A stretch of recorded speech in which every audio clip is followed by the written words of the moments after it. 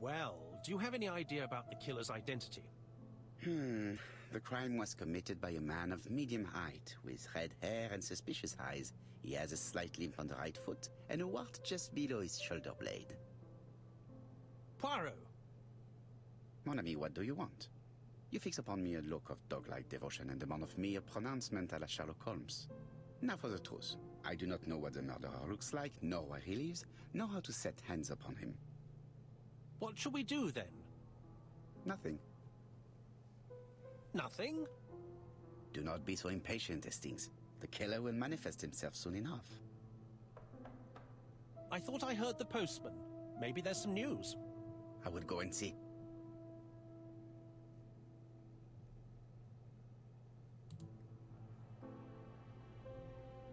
Daily Flicker, June the 22nd, 1935. Battle over control of bank system. What will the government do for money? Andover, murder of a tobacconist.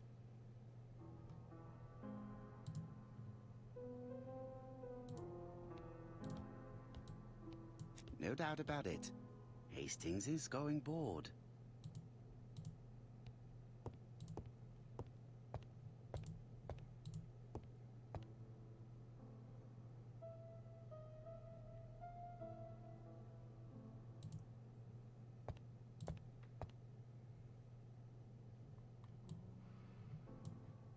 Dear Mr. Poirot, well, what do you think?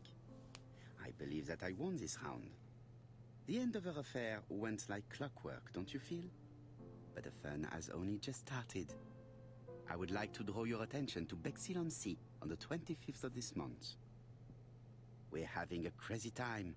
Best wishes, ABC.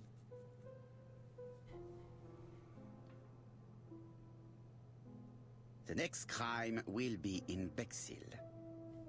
We must warn Jap to Scotland Yard. Did the letter indicate anything that might help the police? To be honest, I think we can already guess something about the next victim. But I need to think about it a little more.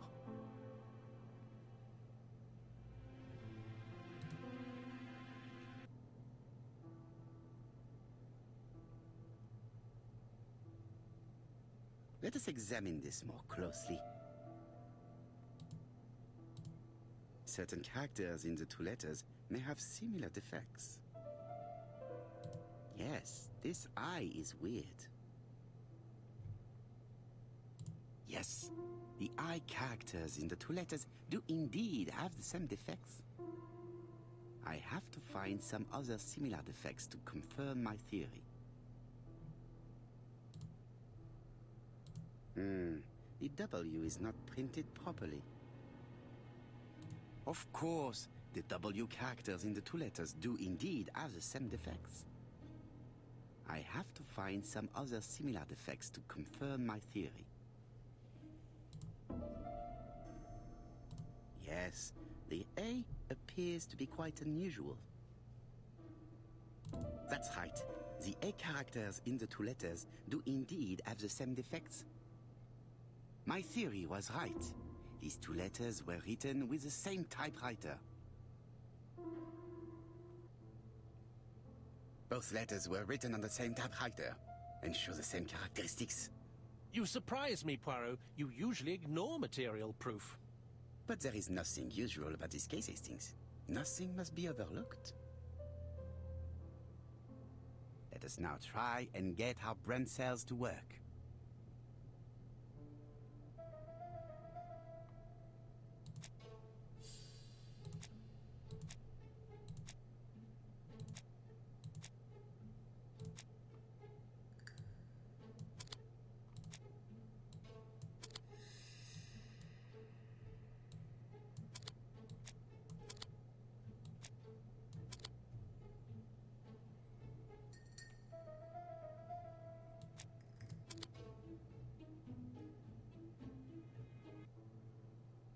So, Poirot, have you found something?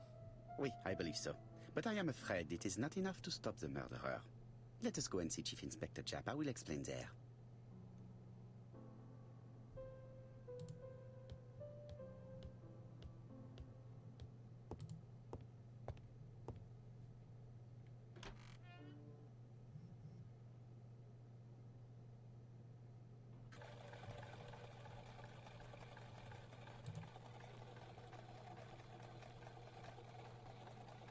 to Scotland Yard, please.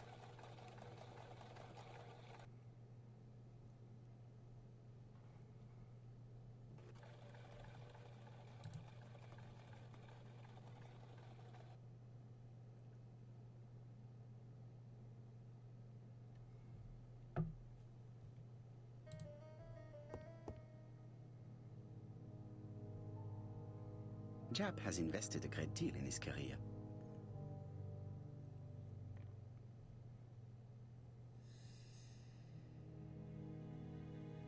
Jap is an investigator greatly respected by his peers.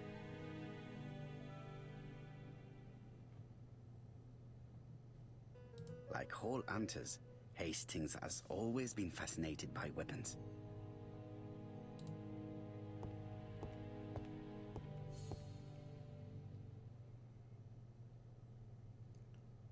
I wonder how many murders there'll be.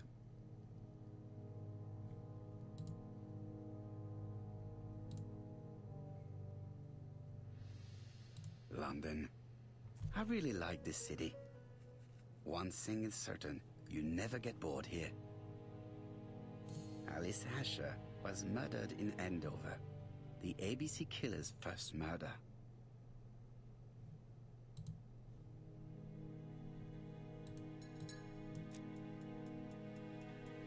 Jap appears to be snowed under.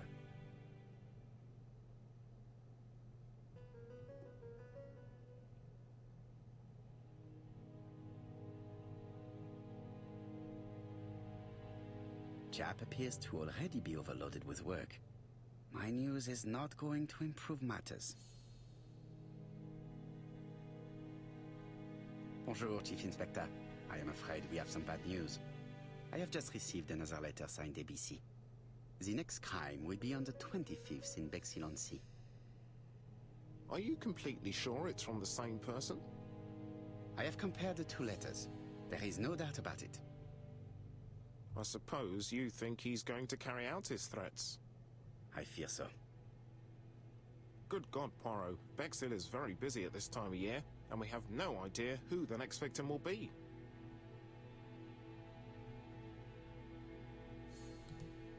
I suspect that the name of the second victim will start with B. What on earth makes you think such a thing? I thought about it when I saw the name Asher clearly written over the shop door of the unfortunate woman who was murdered in Andover last month. When I received a letter mentioning Bexhill, I deduced that the victim, like the town, might have been chosen by alphabetical order. So, it's an alphabet fiend. I'm going to have a list drawn up of all the people whose name starts with B. I hope there aren't too many of them. Bien, we should leave you to work, Chief Inspector. You have a few days to prepare yourself. Thank you for coming, my friends.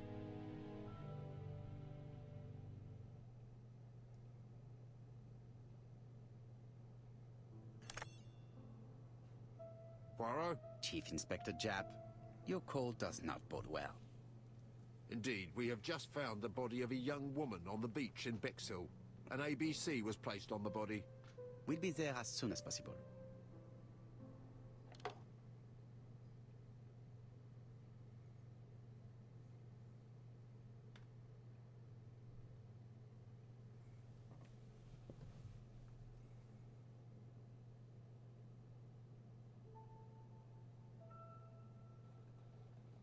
Bexhill is a delightful town. It would be nice to come back and visit. I do not entirely agree. Walking at the beach damages my shoes, and it hurts my knee. So the years have not spared you, my friend. It's the same for all of us. That is exactly what I said to myself when I saw you back from your travels. Poirot! Do not be offended, Hastings. I can see Jap waiting for us. And from his face, I would say that things are not looking good.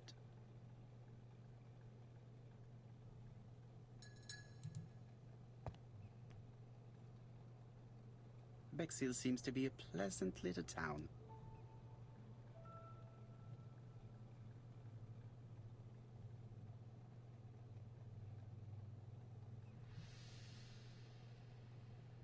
Bexhill is a pretty little seaside resort with elegant architecture, although personally I prefer more modern buildings.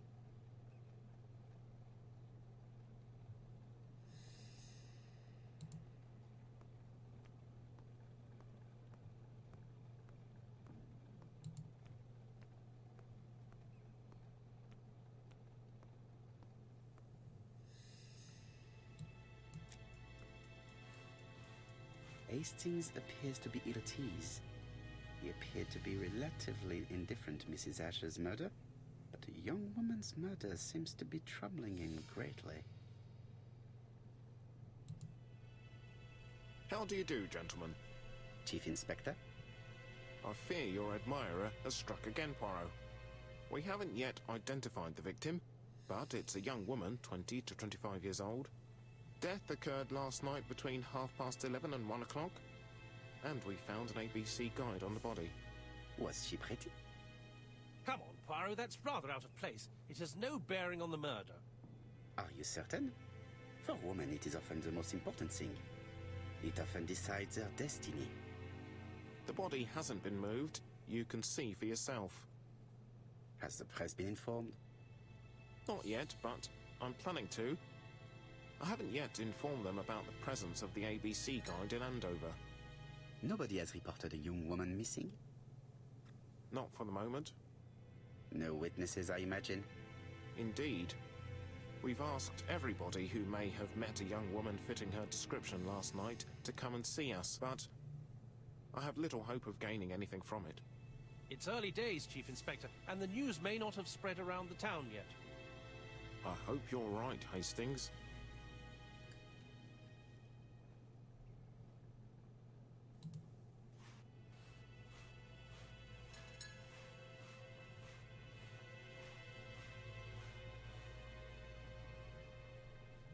A braided silk belt. It may have belonged to the victim. This key is too small to be one for a house. Without a doubt, it is for a padlock.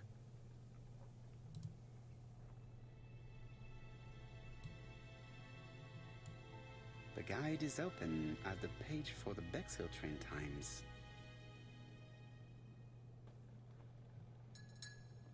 These marks have been left by a rope or a braided cloth. She was a great beauty. Strange that chap didn't notice it. The young woman wasn't wearing shoes or a coat and was not carrying a bag. That's strange. Either the murderer stole her belongings or she put them somewhere safe. Maybe so that she could bath.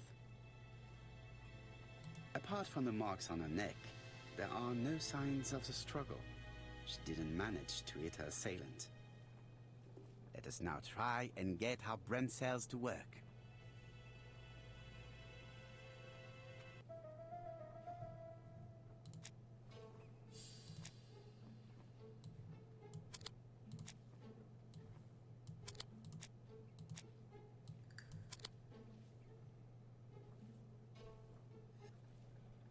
The poor child must have been strangled with his braided belt.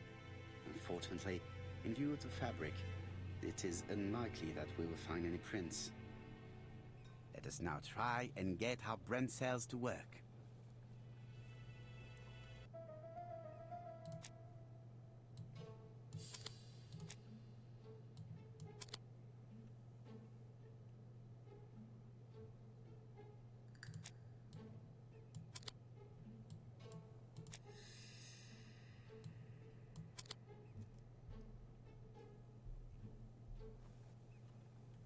The medical officer should confirm that the victim was strangled with her own belt.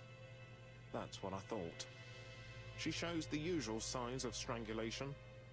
With a little luck, we'll find prints this time. You are too optimistic, Hastings. Our killer is far too meticulous for that.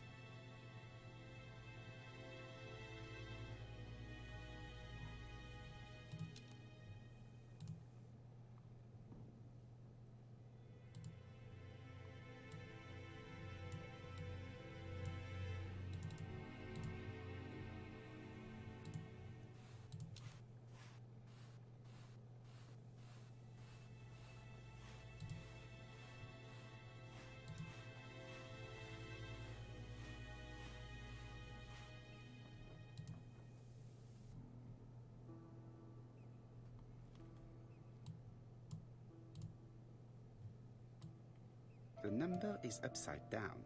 This is definitely at number 6.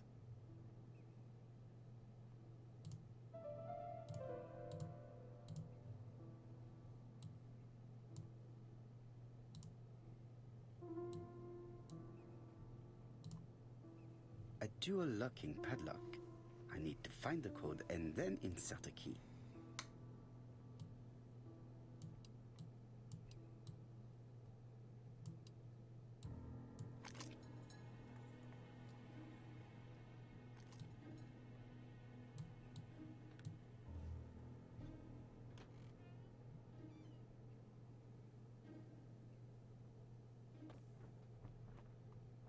It definitely was here that the victim left her belongings. The purse is full. Yet again, we can dismiss theft as the motives for the murder. Here is the watch she must have removed to prevent it from getting wet. A top brand lipstick. She liked to take care of her appearance. As well as a photo of the victim with some company. It could be useful to me.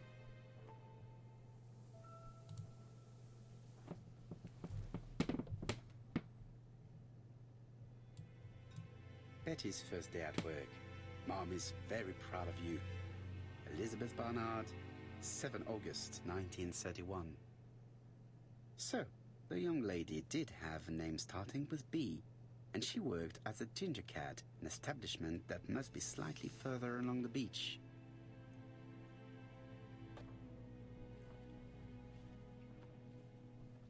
Jap has gone to the police. The victim has been identified and her family had reported her disappearance. She was called? Elizabeth Barnard, mainly Betty. She worked as a ginger cat at the cafe slightly further along the beach. But Poirot, how on earth? Never mind. Do you have her address? Yes, she lived with her parents on the street leading to the beach, number 22. Shall we go? You are far too impatient, Hastings. Let the poor people take in the news first. Let us go and visit the cafe where Betty worked.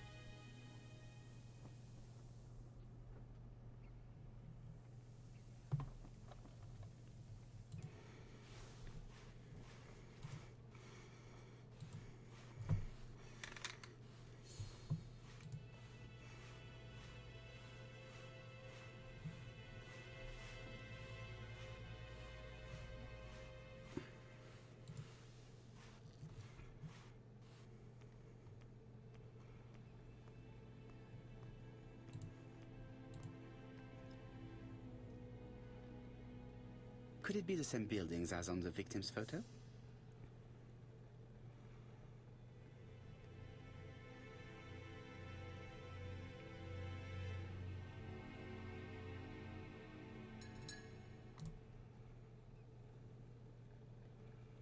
This is definitely where the photo I found in the hut was taken.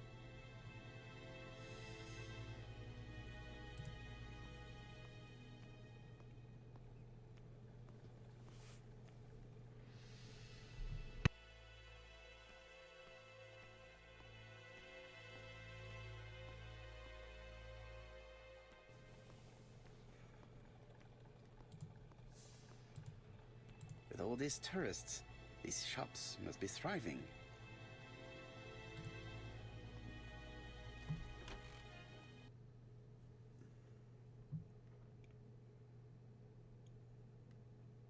I'll be with you in a minute, gentlemen.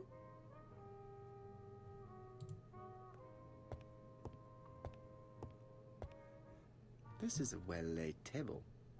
Nothing is out of place and, above all, no creases.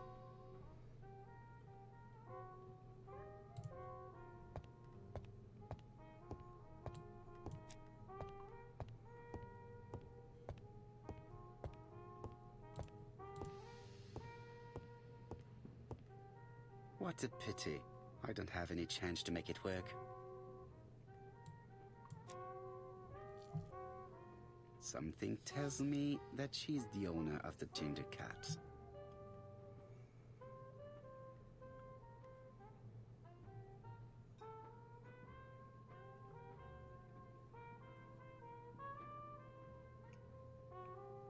This woman must be the owner of the ginger cat. It looks like something is bothering her. How can I help you? A hot chocolate and a tea for my friend, please. I'll bring it straight away.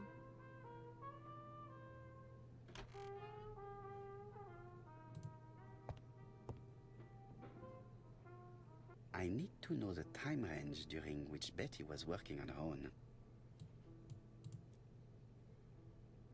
Where is Betty? Betty worked from 11 a.m. to 7:30 p.m. Would she have been alone at any time during her service? Betty worked from...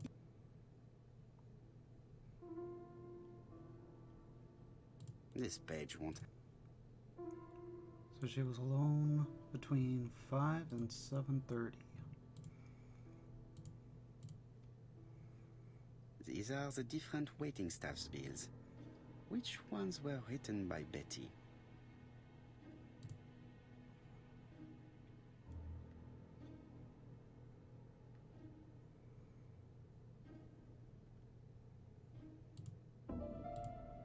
Most probably a family. This bill may have been written by Betty. There is probably another one.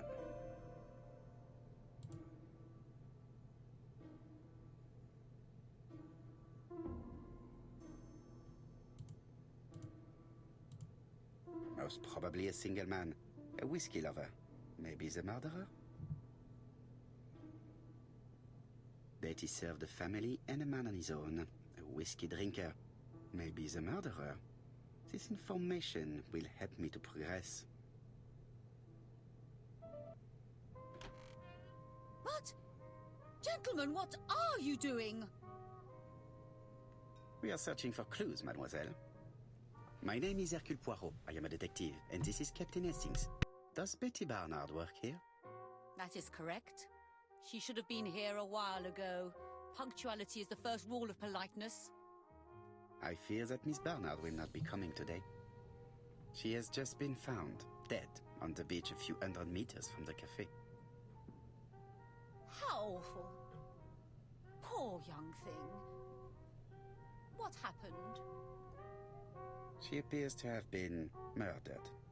This is most distressing. How this will affect my business, I shudder to think.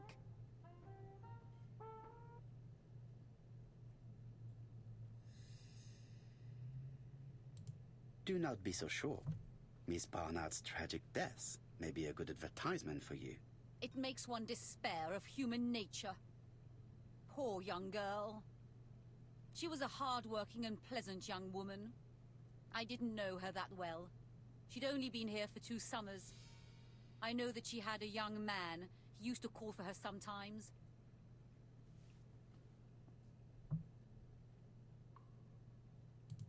Do you think he could have harmed her? I repeat, I wasn't on close terms with Betty, and even less so with her fiancé. How do you expect me to answer such a question? Now, please excuse me, I have work to do.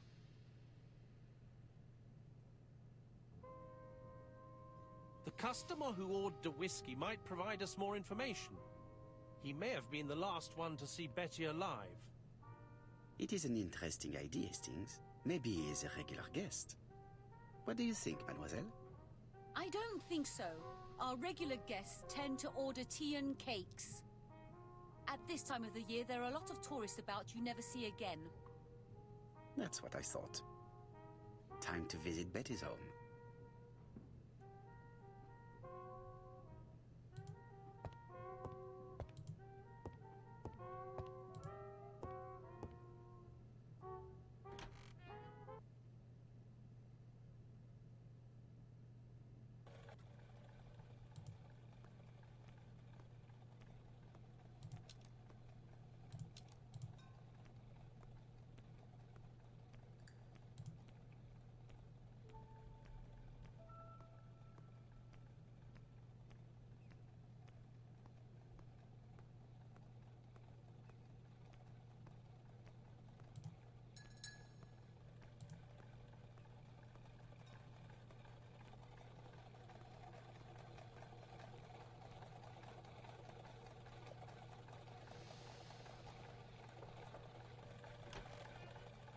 How do you do, mademoiselle? My name is Hercule Poirot. I know you. You're that detective we hear all about. I do not know if that is a compliment, but I will take it as one for now. You are Betty's sister, I believe? Yes. My name is Megan. Can we come in? Please do.